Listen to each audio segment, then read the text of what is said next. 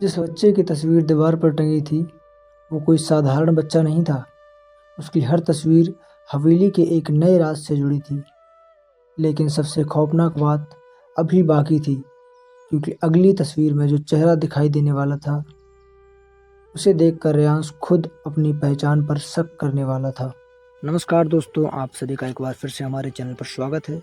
उम्मीद है कि आपको हमारी कहानियाँ पसंद आ रही होंगी और हर एपिसोड का आप भरपूर आनंद ले रहे होंगे।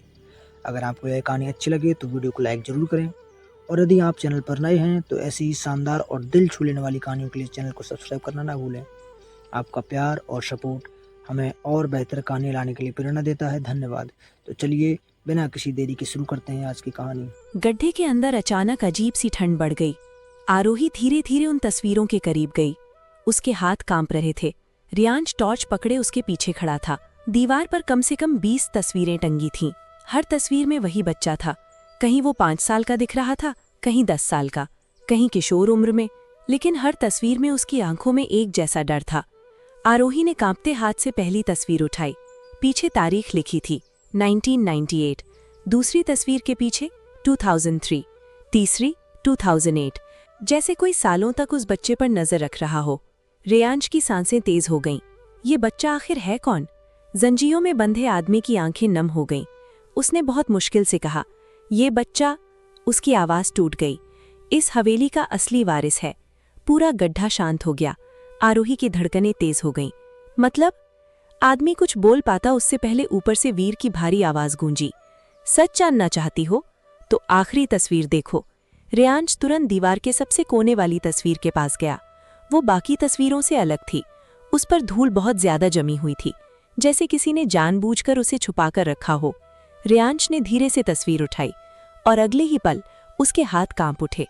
आरोही की सांस रुक गई, क्योंकि तस्वीर में जो लड़का था वो बिल्कुल रेयांश जैसा दिख रहा था। वही चेहरा, वही आंखें, वही माथे का निशान। आरोही पीछे हट गई। नहीं, उसकी आवाज काम गई। रेयांश के हाथ से तस्वीर लगभग गिर गई। उसका दिमाग सुन पड़ चुका था। ये मैं कैसे हो सकता हूँ? जंजीरों में बंधा आदमी रो पड़ा। क्योंकि, उसने कांपते होठों से कहा, क्योंकि वो तुम ही हो। पूरा गड्ढा जैसे घूमने लगा। रेयांश की सांसें बेकाबू हो चुकी थीं। लेकिन बचपन की मेरी कोई तस्वीर ऐसी नहीं थी। आदमी ने दर्द से आंखें बंद कर लीं, क्योंकि तुम्हारी असली पहचान तुमसे छुपाई गई। आरोही की आंखें भर आईं। कौन सी पहचान? तभी अचानक ऊपर से वीर की हंसी गूंजी, धीमी, डरावनी और दर्द से भरी। रेयांश, उसकी आवाज पूरे गड्ढे में फैल गई। तुम इस हवेली के बेटे नहीं हो। रेयांश की सांस रुक गई। क्या? वीर की आवाज और भारी हो गई। तुम्हें इस हवेली में लाया गया था। उस रात जिस रात असली वारिस गायब हुआ था। आरोही स्तब्ध रह गई। रेयांश की आंखों में आंसू उतर आए। उसे लग रहा था जैसे उसकी पूरी जिंदगी झूठ थी। तभी अचानक गड्ढे के अंधेरे कोने से किसी के भागने की आवाज आई। ठक ठक ठक। आरोही ने डर कर टॉर्च उधर घुमाई और अगले ही पल उसकी चीख निकल गई, क्योंकि अंधेरे में वही बच्चा खड़ा था जिसकी तस्वीरें दीवार पर टंगी थीं। रेयांश की उंगलियां अब भी उस तस्वीर को कसकर पकड़े हुई थीं। उसकी आंखें बार बार उसी चेहरे पर जा रही थीं। वही चेहरा, वही निशान, वही आंखें। लेकिन अब उसे पहली बार डर लग रहा था, अपने ही नाम से। आरोही धीरे से उसके पास आई। उसने देखा रेयांश की आंखों में आंसू थे। शायद पहली बार वो अंदर से पूरी तरह टूट चुका था। रेयांश? उसकी धीमी आवाज सुनकर भी रेयांश ने सिर नहीं उठाया। वो बस एक ही बात सोच रहा था, अगर वो इस हवेली का बेटा नहीं तो फिर कौन है? ऊपर से वीर की भारी आवाज फिर गूंजी, सच हमेशा दर्द देता है। रेयांश अचानक गुस्से में चीख पड़ा। बस! उसकी आवाज पूरे गड्ढे में गूंज गई। कौन हूं मैं? क्यों मेरी जिंदगी से खेला गया? जंजीरों में बंधे आदमी की आंखें भर आईं।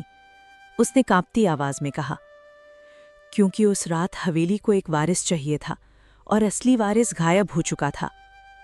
आरोही की धड़कनें तेज हो गईं। गायब या गायब किया गया? गड्ढे में कुछ सेकंड तक खामोशी छाई रही। फिर ऊपर से वीर की धीमी हंसी सुनाई दी। अच्छा सवाल। अब रेयांश खुद को रोक नहीं पा रहा था। उसने गुस्से में दीवार पर मुक्का मारा। मुझे सच चाहिए, पूरा सच। वीर की आवाज अचानक गंभीर हो गई। उस रात आग लगने के बाद हवेली में अफरा तफरी मच गई थी। लोग अपनी जान बचाकर भाग रहे थे और उसी दौरान उसकी सांस भारी हो गई। दादाजी ने असली वारिस को छुपा दिया था। आरोही की आंखें फैल गईं। क्यों? क्योंकि वो नहीं चाहते थे कि हवेली की दौलत किसी और के हाथ जाए। रियांश के हाथ कांप रहे थे। उसे लग रहा था जैसे उसके पैरों के नीचे की जमीन खत्म हो चुकी हो। तभी जंजीरों में बंधा आदमी बोला, तुम्हें उस रात हवेली लाया गया था। तुम बहुत छोटे थे, रो रहे थे और तुम्हारे हाथ में यही लॉकेट था। आरोही की सांस रुक गई। उसने तुरंत अपना लॉकेट पकड़ा। मतलब? उसकी आवाज कांप गई। रियांश का मेरे परिवार से पहले से रिश्ता था? आदमी ने धीरे से सिर हिलाया। हाँ, लेकिन वो रिश्ता क्या था ये सिर्फ एक इंसान जानता है। रियांश ने तुरंत ऊपर देखा। वीर? लेकिन अगले ही पल ऊपर अचानक गोलियों की आवाज गूंज उठी। धड़ाम, धड़ाम, धड़ाम। आरोही पीछे हट गई। रियांश सतर्क हो गया। ऊपर लोग चीख रहे थे। भागते कदमों की आवाजें आने लगीं। फिर विक्रांत की जोरदार आवाज सुनाई दी, सब नीचे झुको। रियांश ने घबराकर ऊपर देखा। ये क्या हो रहा है? तभी ऊपर से कियारा रोती हुई चीखी, हवेली पर हमला हुआ है। आरोही की सांस अटक गई और अगले ही पल गड्ढे के ऊपर से एक नकाबपोश आदमी नीचे कूद पड़ा। उसके हाथ में बंदूक थी और उसकी नजर सीधे आरोही पर टिक गई। आग अब पूरी सुरंग में फैल चुकी थी। धुआं आंखों में चुभ रहा था। आरोही किसी तरह रियांश को संभालकर आगे बढ़ा रही थी, लेकिन उसके कदम लगातार लड़खड़ा रहे थे। उसके कपड़ों पर लगा खून अब और फैल चुका था, लेकिन रियांश का दिमाग कहीं और अटका हुआ था। उसके कानों में सिर्फ वही शब्द गूंज रहे थे, वो तुम्हारे असली पिता नहीं हैं। वो अचानक रुक गया। आरोही घबरा गई। रियांश, चलो यहां से। लेकिन रियांश जैसे सुन ही नहीं पा रहा था। उसने धीरे से पीछे मुड़कर जंजीरों में बंधे आदमी की तरफ देखा। उसकी आंखों में दर्द था, गुस्सा था और डर भी। फिर उसकी आवाज भारी हो गई, मेरा असली पिता कौन है? गड्ढे में कुछ सेकंड तक सिर्फ आग की आवाज गूंजती रही। जंजीरों में बंधे आदमी की आंखें भर आईं। उसने कांपते होठों से कहा, वीर। आरोही की सांस रुक गई। रियांश जैसे पत्थर बन गया। नहीं, ये झूठ है। उसके हाथ कांपने लगे। ये झूठ है। लेकिन आदमी लगातार उसे देखे जा रहा था। तुम वीर के बेटे हो और यही इस हवेली का सबसे बड़ा सच है। पूरा गड्ढा जैसे घूमने लगा। रियांश पीछे हट गया। उसे लगा जैसे उसके पैरों के नीचे की जमीन खत्म हो चुकी हो। आरोही भी कुछ समझ नहीं पाए ही थी। उसने धीरे से कहा, लेकिन अगर वीर तुम्हारे पिता हैं? उसकी आवाज टूट गई। तो उन्होंने तुम्हें छोड़ा क्यों? जंजीरों में बंधे आदमी ने आंखें बंद कर लीं, क्योंकि उन्हें लगा था कि तुम मर चुके हो। रियांश की सांसें तेज हो गईं। उस रात आग में अफरा तफरी के दौरान तुम गायब हो गए थे और दादाजी ने इस मौके का फायदा उठाया। आग अब और करीब आ चुकी थी। ऊपर से लकड़ी टूटने की आवाजें आ रही थीं, लेकिन इस वक्त किसी को अपनी जान की परवाह नहीं थी। सिर्फ सच बाकी था। आदमी आगे बोला, दादाजी नहीं चाहते थे कि हवेली का वारिस वीर का बेटा बने, इसलिए उन्होंने सबको बताया कि वीर का बच्चा मर चुका है। आरोही की आंखें भर आईं। उसने रियांश की तरफ देखा। उसका चेहरा पूरी तरह टूट चुका था। जिस परिवार के लिए वो हमेशा लड़ता रहा, उसी परिवार ने उससे उसकी पहचान छीन ली। तभी अचानक ऊपर से वीर की आवाज गूंजी, बहुत बोल लिया तुमने। और अगले ही पल धड़ाम, गोली सीधे जंजीरों में बंधे आदमी को लगी। आरोही चीख पड़ी। रियांश की आंखें फैल गईं। आदमी दर्द से तड़प उठा। उसके सीने से खून बहने लगा। नहीं, तुरंत उसकी तरफ भागा। आदमी मुश्किल से सांस ले पा रहा था। उसने कांपते हाथ से रियांश का चेहरा छुआ। उसकी आंखों में आंसू थे। मुझे माफ कर देना, मैं तुम्हें बचा नहीं पाया। रियांश की आंखें भी भर आईं। नहीं, कुछ मत बोलो। लेकिन आदमी समझ चुका था कि उसके पास समय नहीं बचा। उसने मुश्किल से जेब से एक पुरानी अंगूठी निकाली। उस अंगूठी पर वही निशान बना था जो लॉकेट पर था। ये, उसकी सांस टूट रही थी। ये तुम्हारी माँ की थी। रियांश के हाथ कांपने लगे। मेरी माँ? आदमी हल्का सा मुस्कुराया। वो आखिरी वक्त तक तुम्हारा इंतजार करती रही। और अगले ही पल उसका हाथ धीरे से नीचे गिर गया। उसकी सांस हमेशा के लिए रुक गई थी। आरोही रो पड़ी। रियांश कुछ सेकंड तक वहीं बैठा रह गया। उसकी आंखें खाली हो चुकी थीं। तभी ऊपर से वीर की भारी आवाज फिर गूंजी, अगर जिंदा बचना चाहते हो तो ऊपर आ जाओ, क्योंकि अब समय आ गया है बाप और बेटे के आमने सामने आने का। ऊपर हवेली की दीवारों पर आग फैल चुकी थी। हर तरफ धुआं भर गया था। लकड़ियां टूटने की आवाजें लगातार गूंज रही थीं। रियांश अभी भी जमीन पर बैठा था। उसके हाथ में वो पुरानी अंगूठी थी। उसकी आंखें उस निशान पर टिकी थीं जो अब उसकी पूरी जिंदगी बदल चुका था। आरोही धीरे से उसके पास बैठ गई। उसकी आंखों में आंसू थे, लेकिन इस वक्त उसे रियांश के दर्द का एहसास खुद से ज्यादा हो रहा था। रियांश, उसने बहुत धीरे से उसका हाथ पकड़ा, लेकिन रियांश बिल्कुल शांत था, खतरनाक तरीके से शांत। इतने साल, उसकी भारी आवाज आखिर बाहर निकली। मैं जिन लोगों को अपना परिवार समझता रहा, उसने दर्द से हंस दिया। वो लोग मुझे इस्तेमाल करते रहे। आरोही की आंखें भर आईं। उसे पहली बार रियांश पर तरस नहीं बल्कि गर्व महसूस हो रहा था। इतना सब टूटने के बाद भी वो अभी खड़ा था। तभी ऊपर से फिर वीर की आवाज आई, जल्दी करो रियांश, वरना पूरी सुरंग तुम्हारी कब्र बन जाएगी। रियांश धीरे धीरे खड़ा हुआ। उसकी आंखें अब बदल चुकी थीं। उनमें दर्द कम, आग ज्यादा थी। उसने अपनी मुट्ठी कस ली। अब भागूंगा नहीं। उसकी आवाज ठंडी थी। आज सब खत्म होगा। आरोही ने उसका हाथ और कसकर पकड़ लिया। मैं तुम्हें अकेला नहीं छोड़ूंगी। रियांश कुछ सेकंड तक उसे देखता रहा। इतनी अफरा तफरी, इतना खून, इतने राज खुलने के बाद भी आरोही हर बार उसी के साथ खड़ी थी। उसने धीरे से उसके माथे को छुआ। अगर आज मुझे कुछ हो गया? आरोही ने तुरंत गुस्से में उसकी बात काट दी। फिर वही बात? उसकी आंखों से आंसू बह रहे थे। तुम्हें कुछ नहीं होगा। रियांश हल्का सा मुस्कुराया, शायद कई घंटों बाद पहली बार। फिर दोनों तेजी से ऊपर जाने लगे। आग अब सीढ़ियों तक पहुंच चुकी थी। धुआं सांस लेना मुश्किल कर रहा था, लेकिन जैसे ही दोनों ऊपर पहुंचे, उनके कदम वहीं रुक गए। पूरा हवेली बर्बाद हो चुकी थी। चारों तरफ आग लगी थी।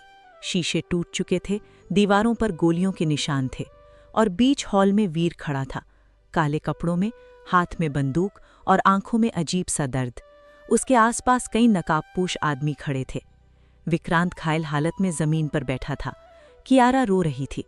महेंद्र के चेहरे पर डर साफ दिखाई दे रहा था, जैसे उन्हें समझ आ चुका हो कि आज उनके सारे पाप सामने आने वाले हैं। वीर की नज़र जैसे ही रियांश पर पड़ी, वो कुछ सेकंड तक उसे देखता रह गया। उसकी आंखों में अचानक नफरत की जगह दर्द उतर आया। तुम बिल्कुल अपनी माँ जैसे दिखते हो।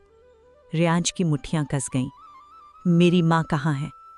पूरा हॉल शांत हो गया। आग की लपटें पीछे जल रही थीं। वीर की सांस भारी हो गई। मैं उसे बचा नहीं पाया। उसकी आवाज टूट गई। रियांश गुस्से में आगे बढ़ा। झूठ! अगर तुम इतने साल जिंदा थे तो वापस क्यों नहीं आए? वीर की आंखों में आंसू आ गए। क्योंकि जब मैं लौटा तब तक तुम्हारी मां मर चुकी थी। आरोही की सांस रुक गई। रियांश जैसे अंदर से कांप उठा। कैसे? वीर ने धीरे धीरे महेंद्र की तरफ देखा, और अगले ही पल उसकी आवाज पूरे हॉल में गूंज उठी। तुम्हारे दादाजी ने आर्या को मरवाया था। हॉल में जलती आग की रोशनी सबके चेहरों पर पड़ रही थी, लेकिन उस वक्त सबसे ज्यादा डरावना चेहरा महेंद्र का था। उनके हाथ कांप रहे थे, आंखों में घबराहट साफ दिखाई दे रही थी। रियांश की सांसें भारी हो चुकी थीं। उसने गुस्से में चीख कर पूछा, मेरी मां के साथ क्या किया था? पूरा हॉल सन्न रह गया। आरोही की आंखें भी महेंद्र पर टिक गईं। उसे लग रहा था जैसे अगले कुछ शब्द सब कुछ बदल देंगे। वीर धीरे धीरे आगे बढ़ा। उसकी आंखों में आंसू थे, लेकिन आवाज में आग। आर्या जिंदा बच गई थी, उसने भारी आवाज में कहा। उस रात आग से निकलने के बाद वो हवेली छोड़कर जाना चाहती थी। रियांश ध्यान से हर शब्द सुन रहा था। उसकी मुट्ठियां इतनी कस चुकी थीं कि हाथों से खून निकलने लगा। वीर आगे बोला, लेकिन तुम्हारे दादाजी को डर था, अगर आर्या बाहर गई तो हवेली के सारे राज दुनिया के सामने आ जाएंगे। आरोही की आंखों से आंसू बह निकले। तो उन्होंने मां को रोक लिया? वीर ने धीरे से सिर हिलाया। उन्होंने आर्या को इस हवेली के पीछे वाले पुराने कमरे में कैद कर दिया। रियांश की सांस रुक गई। कैद? वीर की आंखें लाल हो चुकी थीं। मैं उसे ढूंढता रहा सालों तक, लेकिन जब तक मुझे सच पता चला। उसकी आवाज टूट गई। तब बहुत देर हो चुकी थी। हॉल में खामोशी फैल गई, सिर्फ आग की आवाज सुनाई दे रही थी। रियांश धीरे धीरे महेंद्र की तरफ बढ़ा। उसकी आंखों में अब सिर्फ नफरत थी। उन्होंने मेरी मां को मार दिया? महेंद्र पीछे हट गए। मैं मजबूर था। उनकी कांपती आवाज निकली। अगर वो सच बता देती तो सब खत्म हो जाता। रियांश गुस्से में चीख पड़ा। तो आपने उसे मार दिया? महेंद्र रो पड़े। मैं उसे मारना नहीं चाहता था, बस डराना चाहता था। आरोही की धड़कनें तेज हो गईं। फिर क्या हुआ? महेंद्र की आंखें नीचे झुक गईं। उस रात उनकी आवाज कांप रही थी। आर्या कमरे से भागने की कोशिश कर रही थी।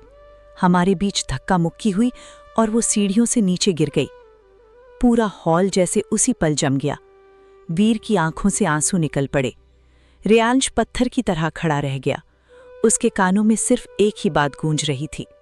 सीढ़ियों से नीचे गिर गई। आरोही दर्द से रो पड़ी। नहीं, महेंद्र अब खुद को संभाल नहीं पा रहे थे। जब तक मैं नीचे पहुंचा वो मर चुकी थी।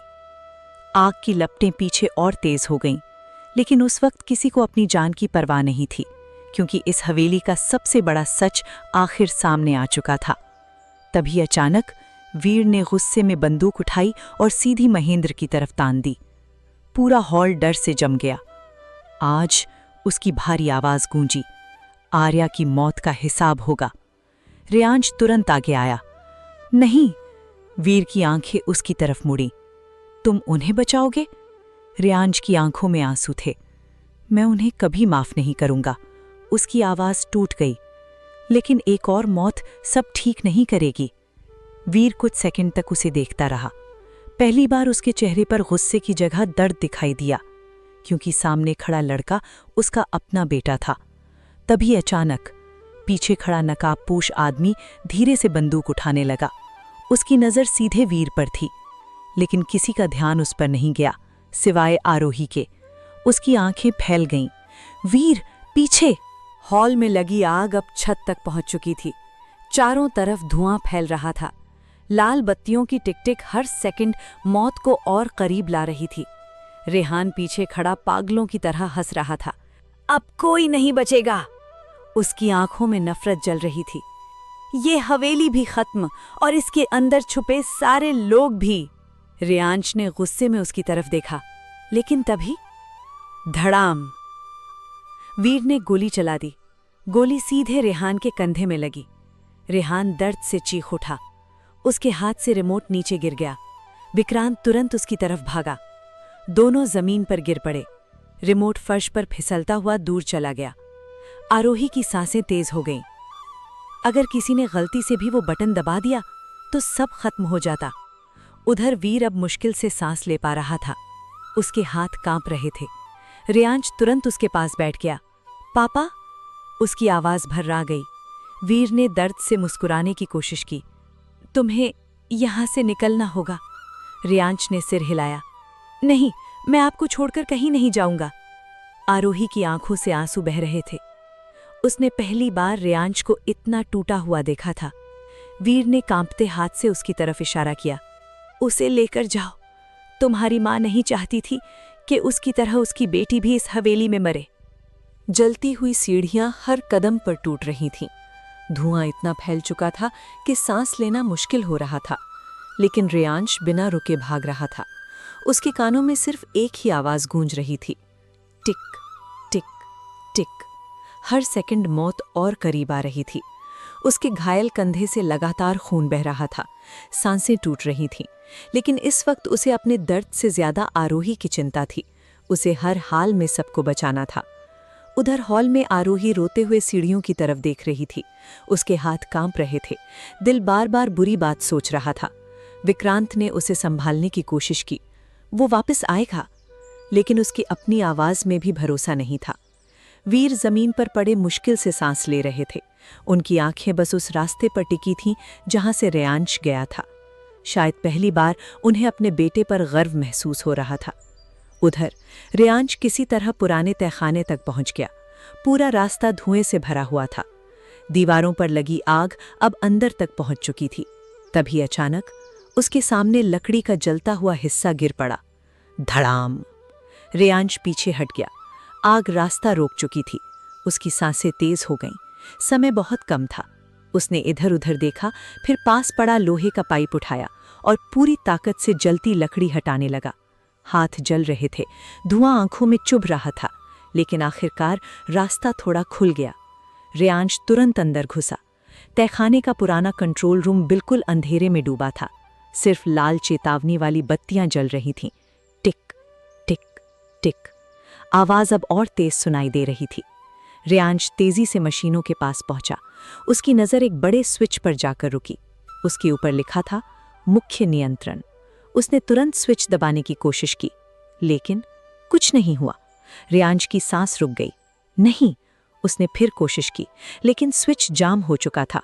उधर हॉल में आरोही अचानक बेचैन हो उठी।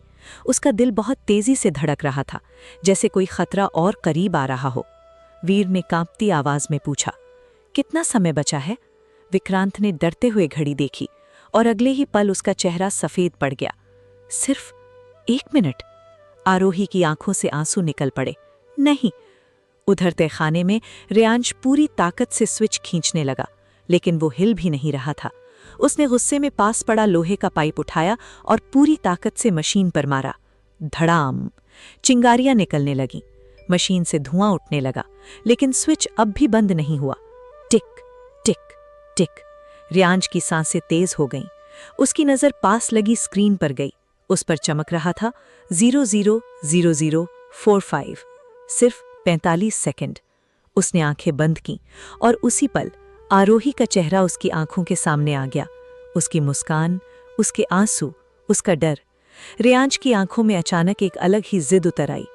मैं तुम्हें कुछ नहीं होने दूंगा। उसने दांत भींचे, फिर पूरी ताकत से पाइप उठाया और मशीन के सबसे बड़े हिस्से पर दे मारा। धड़ाम। पूरे कंट्रोल रूम में जोरदार विस्फोट हुआ। चिंगारियां चारों तरफ फैल गईं और अगले ही पल पूरी हवेली की बिजली एक साथ बंद हो गई। पूरी हवेली अचानक गहरे अंधेरे में डूब गई। सिर्फ आग की लपटें ही अब रोशनी दे रही थीं। एक पल के लिए सबकी सांसें रुक गईं। फिर टिक टिक की आवाज बंद हो गई। पूरा हॉल सन रह गया।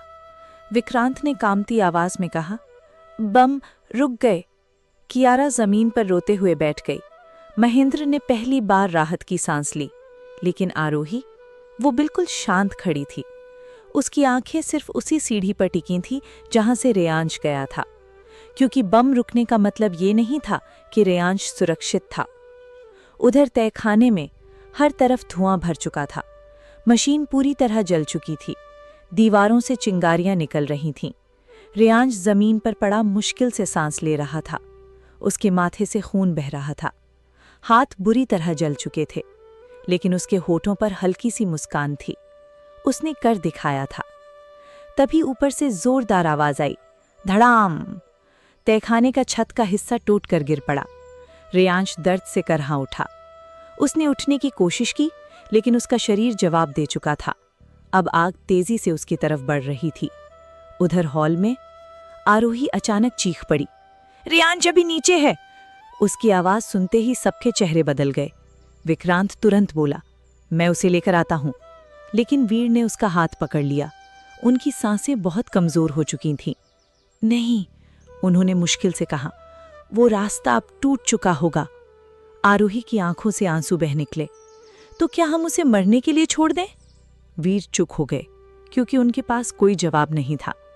तभी अचानक आरोही तेजी से सीढ़ियों की तरफ भागी।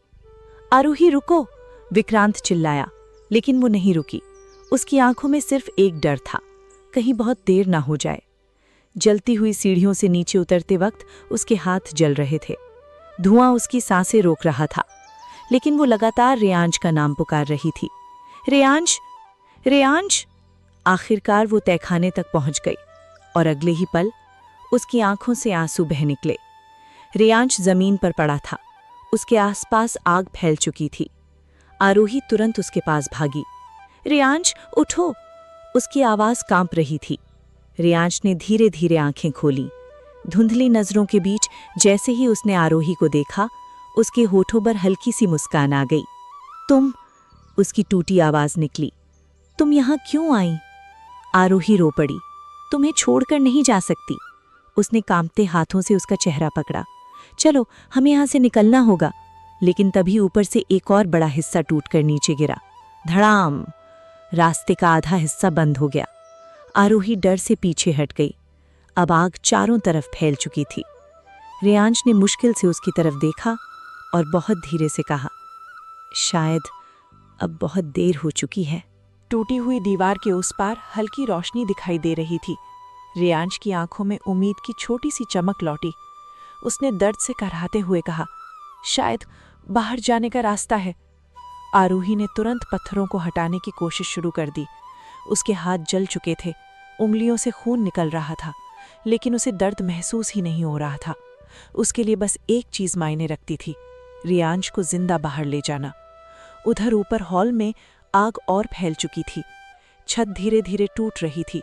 विक्रांत बेचैनी से नीचे जाने का रास्ता देख रहा था। कियारा रोते हुए बोली, वो लोग अभी तक बाहर क्यों नहीं आए? वीर ने आंखें बंद कर लीं। उनकी सांसें अब बहुत धीमी हो चुकी थीं, लेकिन दिल अब भी अपने बेटे के लिए धड़क रहा था। उधर तहखाने में आरोही पूरी ताकत से पत्थर हटाती रही। आखिरकार एक बड़ा पत्थर नीचे गिरा और उसी पल ठंडी हवा अंदर आई। आरोही की आंखें फैल गईं। रास्ता खुल गया। उसकी आवाज में पहली बार उम्मीद थी, लेकिन तभी रेयांश दर्द से जमीन पर गिर पड़ा। उसकी सांसें बहुत तेज चल रही थीं। आरोही तुरंत उसके पास आई। रेयांश! रेयांश ने मुश्किल से आंखें खोलीं। उसका चेहरा पूरी तरह सफेद पड़ चुका था। मैं शायद नहीं चल पाऊंगा। आरोही ने गुस्से में सिर हिलाया। चुप! उसकी आंखों से आंसू लगातार बह रहे थे। तुम्हें कुछ नहीं होगा। उसने किसी तरह रेयांश का हाथ अपने कंधे पर रखा, फिर पूरी ताकत से उसे उठाने लगी। रेयांश दर्द से करहा उठा, लेकिन आरोही रुकी नहीं।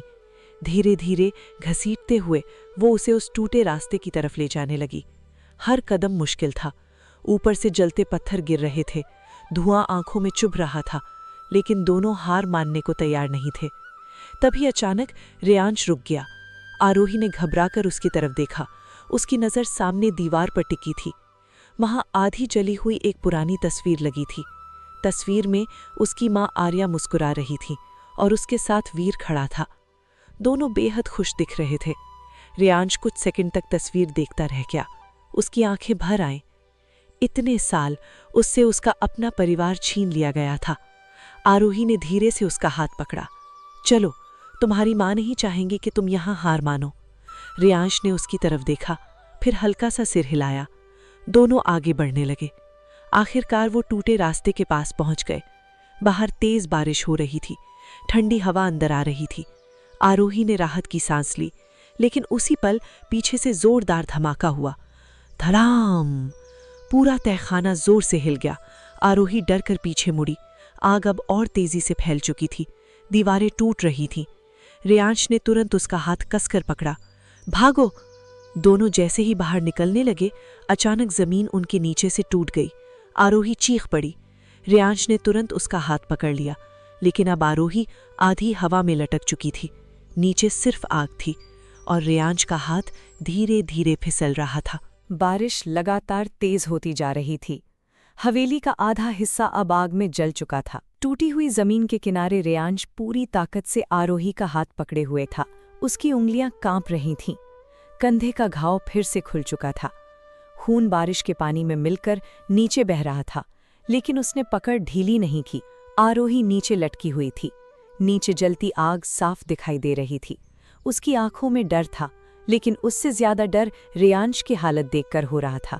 रेयांश, छोड़ दो! उसकी टूटी आवाज निकली। तुम गिर जाओगे! रेयांश ने गुस्से में सिर हिलाया। पागल हो गई हो क्या? उसकी सांसें बुरी तरह टूट रही थीं। मैं तुम्हें कुछ नहीं होने दूंगा। ऊपर की जमीन लगातार दरक रही थी। पत्थर नीचे गिर रहे थे। समय बहुत कम था। तभी पीछे से विक्रांत की आवाज आई। रेयांश! वो किसी तरह टूटे रास्ते तक पहुंच चुका था। उसने सामने का दृश्य देखा तो उसकी सांस अटक गई।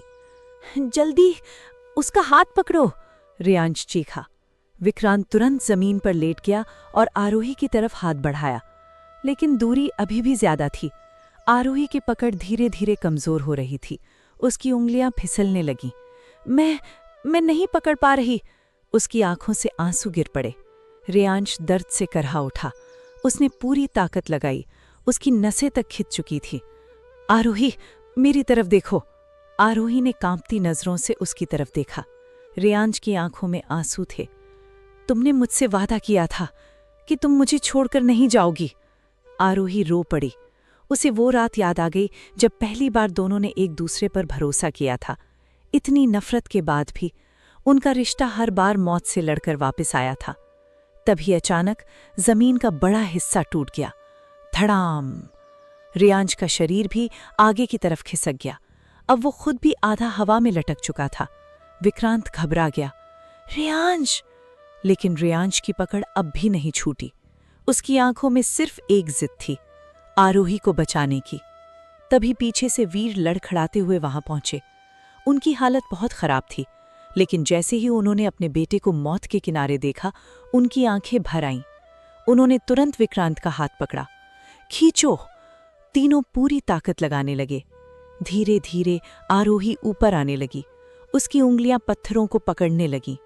रेयांश की सांसें अब टूटने लगी थीं। उसकी आंखों के सामने सब धुंधला पड़ रहा था।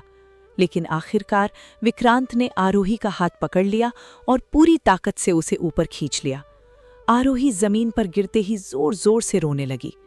लेकिन अगले ही पल उसकी आंखें डर से फैल गईं, क्योंकि रेयांश की पकड़ अब टूट चुकी थी। उसका शरीर नीचे की तरफ फिसलने लगा। रेयांश! आरोही चीखती हुई उसकी तरफ दौड़ी और ठीक उसी पल वीर ने बिजली की तेजी से उसका हाथ पकड़ लिया। पूरा शरीर दर्द से कांपने के बावजूद उन्होंने अपने बेटे को गिरने नहीं दिया। रेयांश नीचे आग के ऊपर लटका हुआ था। वीर की आंखों से आंसू बह रहे थे। मैं तुम्हें दूसरी बार नहीं खोऊंगा। उनकी आवाज कांप रही थी। लेकिन तभी ऊपर की दीवार पूरी तरह टूटने लगी और पूरी सुरंग एक बार फिर जोर से हिल उठी। वीर का हाथ बुरी तरह कांप रहा था। उनकी हथेली से खून टपक रहा था। फिर भी उन्होंने रेयांश का हाथ नहीं छोड़ा। नीचे जलती आग की गर्मी ऊपर तक महसूस हो रही थी। रेयांश मुश्किल से खुद को संभाले हुए था। उसने ऊपर देखा। पहली बार उसकी आंखों में अपने पिता के लिए नफरत नहीं थी, सिर्फ डर था, उन्हें खो देने का डर। हाथ छोड़ दीजिए, उसने दर्द से कहा। दीवार टूट रही है। वीर की आंखें लाल हो गईं। चुप! उन्होंने दांत भींचे। बाप हूं तुम्हारा, तुम्हें मरने नहीं दूंगा। आरोही रोते हुए उनके पास घुटनों के बल बैठ गई। उसने तुरंत रेयांश का दूसरा हाथ पकड़ लिया। हम आपको ऊपर खींच लेंगे। लेकिन तभी चरर! ऊपर की जमीन फिर दरकने लगी। विक्रांत चीख पड़ा, जल्दी करो, पूरा रास्ता कभी भी टूट सकता था। रेयांश की सांसें अब धीमी पड़ रही थीं। खून बहुत बह चुका था। उसकी पकड़ भी कमजोर होती जा रही थी। तभी उसकी नज़र वीर के हाथ पर गई। पुराना जला हुआ निशान, ठीक वही निशान जो उसकी अपनी कलाई पर था। बचपन से वो हमेशा सोचता था कि ये निशान उसे कैसे मिला, लेकिन आज उसे सब समझ आ चुका था। उसकी आंखें भर आईं। ये निशान? उसकी टूटी आवाज़ निकली। वीर हल्का सा मुस्कुराए। जब तुम बहुत छोटे थे, आग में फंस गए थे, तुम्हें बचाते वक्त मेरा हाथ जल गया। रेयांश कुछ सेकंड तक उन्हें देखता रह गया। इतने साल जिस इंसान से वो नफरत करता रहा, वो हर पल उसे बचाने की कोशिश करता रहा। आरोही की आंखों से आंसू रुक नहीं रहे थे। तभी अचानक पीछे से महेंद्र की भारी आवाज आई, रेयांश! सबने पलट कर देखा। महेंद्र मुश्किल से चलते हुए उनकी तरफ आ रहे थे। उनका चेहरा आंसुओं से भरा हुआ था। शायद पहली बार उन्हें अपने पापों का वजन महसूस हो रहा था। वो धीरे धीरे रेयांश के सामने घुटनों पर बैठ गए। मुझे माफ कर दो। पूरा माहौल जैसे थम गया। रेयांश स्तब्ध रह गया। महेंद्र रो पड़े। मैंने हवेली बचाने के चक्कर में अपना ही परिवार बर्बाद कर दिया। उनकी आवाज़ कांप रही थी। मैंने तुमसे तुम्हारे माँ बाप छीन लिए। वीर की आंखों में फिर गुस्सा उतर आया, लेकिन इस बार उन्होंने कुछ नहीं कहा, क्योंकि हालात अब बदले हुए थे। महेंद्र ने कांपते हाथ से रेयांश का हाथ पकड़ लिया। आज, उन्होंने आंसू पोंछे, आज मैं अपनी गलती सुधारूंगा। और इससे पहले कि कोई कुछ समझ पाता, उन्होंने खुद को आगे फेंक दिया। धड़ाम! उनका पूरा शरीर टूटती जमीन के नीचे फंस गया। लेकिन उसी वजह से दरकती हुई चट्टान रुक गई। पूरा रास्ता कुछ सेकंड के लिए स्थिर हो गया। विक्रांत की आंखें फैल गईं। दादाजी! महेंद्र दर्द से चीख उठे, लेकिन फिर भी मुस्कुराए। जल्दी, उसे ऊपर खींचो। रेयांश की आंखों से आंसू निकल पड़े। इतनी नफरत के बाद आज पहली बार महेंद्र ने परिवार के लिए खुद को दांव पर लगाया था। वीर और विक्रांत ने पूरी ताकत लगाई। आरोही भी रेयांश का हाथ खींचने लगी। धीरे धीरे रेयांश ऊपर आने लगा। उसकी उंगलियां आखिर जमीन तक पहुंच गईं और अगले ही पल विक्रांत ने उसे जोर से ऊपर खींच लिया। आरोही तुरंत उसे पकड़कर रोने लगी। रेयांश मुश्किल से सांस ले पा रहा था, लेकिन उसकी नज़र तुरंत नीचे गई। महेंद्र अब भी टूटे पत्थरों के नीचे दबे थे। उनके ऊपर जलती लकड़ियां गिर रही थीं। आरोही डर गई। हमें उन्हें बाहर निकालना होगा। लेकिन महेंद्र ने कमज़ोर आवाज़ में कहा, नहीं। उनकी सांसें टूट रही थीं। अब बहुत देर हो चुकी है। रेयांश दर्द में उनके पास घुटनों के बल बैठ गया। ऐसा मत कहिए। महेंद्र ने कांपते हाथ से उसके चेहरे को छुआ। उनकी आंखों में पछतावा साफ था। काश, उनकी आवाज़ भर गई, काश मैंने लालच की जगह परिवार चुना होता। और उसी पल ऊपर पूरी सुरंग जोर से कांपी, क्योंकि हवेली का आखिरी हिस्सा अब गिरने वाला था। हवेली की दीवारों में लंबी दरारें पड़ चुकी थीं। ऊपर लगा विशाल झूमर अचानक हिलने लगा। कांच के टुकड़े नीचे गिर रहे थे। बारिश अब आग से टकराकर भाप बना रही थी। पूरा माहौल किसी आखिरी युद्ध जैसा लग रहा था। आरोही ने कांपते हाथों से रेयांश को संभाला। उसकी हालत लगातार खराब होती जा रही थी, लेकिन रेयांश की नज़र सिर्फ महेंद्र पर थी। पत्थरों के नीचे दबे हुए, टूटी सांसों के साथ वो पहली बार कमज़ोर दिखाई दे रहे थे। ना घमंड, ना गुस्सा, सिर्फ पछतावा। रेयांश धीरे धीरे उनके पास बैठ गया। उसकी आंखों में आंसू थे। हम आपको यहाँ छोड़कर नहीं जाएंगे। महेंद्र हल्का सा मुस्कुराए। पूरी जिंदगी उन्होंने दर्द से सांस ली। मैंने लोगों को खोया है। आज पहली बार किसी ने मुझे बचाने की कोशिश की। आरोही की आंखें भर आईं। विक्रांत और कियारा भी चुप खड़े थे। किसी के पास बोलने के लिए शब्द नहीं बचे थे। तभी अचानक ऊपर की छत का बड़ा हिस्सा टूटकर नीचे गिरा। धड़ाम! पूरा रास्ता जोर से कांप उठा। वीर दर्द से कराह गए। उनके घाव से फिर खून बहने लगा। रेयांश तुरंत उनकी तरफ मुड़ा। पापा! वीर ने मुश्किल से खुद को संभाला, लेकिन उनकी नजर रेयांश पर टिकी थी, जैसे इतने सालों बाद वो सिर्फ अपने बेटे को देखना चाहते हों। तुम्हें यहां से जाना होगा, उन्होंने भारी आवाज में कहा। अभी। रेयांश गुस्से में बोला, सबको छोड़कर नहीं जाऊंगा। तभी महेंद्र ने कांपते हाथ से उसका हाथ पकड़ा। रेयांश! उनकी आवाज बहुत धीमी हो चुकी थी। कभी कभी, उन्होंने आंसू रोकने की कोशिश की, कुछ गलतियों की सजा मौत ही होती है। रेयांश ने तुरंत सिर हिलाया, नहीं। लेकिन महेंद्र समझ चुके थे कि अब उनका बचना मुश्किल है। उन्होंने धीरे से जेब से एक पुरानी चाबी निकाली। उस पर वही निशान बना था जो आर्या की अंगूठी पर था। यह, उन्होंने रेयांश के हाथ में रखी, हवेली के पुराने मंदिर की चाबी है। आरोही चौंक गई। मंदिर? महेंद्र की सांसें और टूटने लगीं। वहां, उन्होंने मुश्किल से कहा, एक सच और छुपा है। रेयांश की आंखें सिकुड़ गईं। कैसा सच? महेंद्र की आंखों में अचानक डर उतर आया, जैसे वो किसी ऐसी चीज को याद कर रहे हों जिसे वो खुद भी भूलना चाहते थे। तुम्हारी मां की मौत, उनकी आवाज कांप गई। सिर्फ हादसा नहीं थी। पूरा माहौल जैसे जम गया। वीर ने तुरंत उनकी तरफ देखा। क्या मतलब? महेंद्र की आंखों से आंसू बह निकले। उस रात, उन्होंने दर्द से कराहते हुए कहा, आर्या अकेली नहीं थी। रेयांश की धड़कनें तेज हो गईं। कौन था उसके साथ? लेकिन जवाब आने से पहले ही चर्र! ऊपर की विशाल लकड़ी पूरी तरह टूट गई। विक्रांत चीख पड़ा, सब पीछे हटो। धड़ाम! जलती हुई छत सीधे नीचे आ गिरी। आग की लपटें चारों तरफ फैल गईं। धुएं का गुबार पूरे रास्ते में भर गया। आरोही डरकर रेयांश से लिपट गई। कुछ सेकंड तक किसी को कुछ दिखाई नहीं दिया, और जब धुआं थोड़ा हटा तो सबकी सांस रुक गई, क्योंकि महेंद्र वहां नहीं थे। जहां वो दबे हुए थे, वहां सिर्फ टूटी हुई जमीन बची थी। नीचे गहरा अंधेरा था, और उसी अंधेरे से किसी और के धीरे धीरे हंसने की आवाज आ रही थी। जलती लकड़ियों की गंध अब पूरे रास्ते में फैल चुकी थी। धुआं इतना घना था कि सांस लेना मुश्किल हो रहा था। लेकिन उस वक्त सबकी धड़कनें उस आवाज पर अटक गई थी। वो हंसी, धीमी, डरावनी नहीं, बल्कि ऐसी जैसे कोई बहुत पुरानी जीत का इंतजार कर रहा हो। रेयांश तुरंत आगे बढ़ा। उसकी आंखें नीचे बने गहरे गड्ढे पर टिक गईं। कौन है वहां? उसकी आवाज गूंजकर वापस लौट आई। कुछ सेकंड तक सिर्फ बारिश और आग की आवाज सुनाई देती रही। फिर नीचे अंधेरे में किसी ने धीरे से कहा, आखिर तुम यहाँ तक पहुँच ही गए। आरोही की सांस अटक गई। ये आवाज़ बहुत जानी पहचानी लग रही थी। वीर अचानक जम गए। उनके चेहरे का रंग उड़ चुका था। नहीं, उनके होंठ कांपे। रेयांश ने तुरंत उनकी तरफ देखा। आप जानते हैं उसे? वीर ने जवाब नहीं दिया। उनकी आंखों में ऐसा डर था जो शायद सालों से दफन था। तभी नीचे अंधेरे में हल्की रोशनी जली और अगले ही पल एक आदमी धीरे धीरे सामने आया। सफेद बाल, चेहरे पर पुराने जख्म और आंखों में खतरनाक सुकून। आरोही की आंखें फैल गईं। विक्रांत पीछे हट गया। ये असंभव है। रियांश समझ नहीं पा रहा था, लेकिन वीर की कांपती आवाज सब कुछ बता चुकी थी। रणवीर।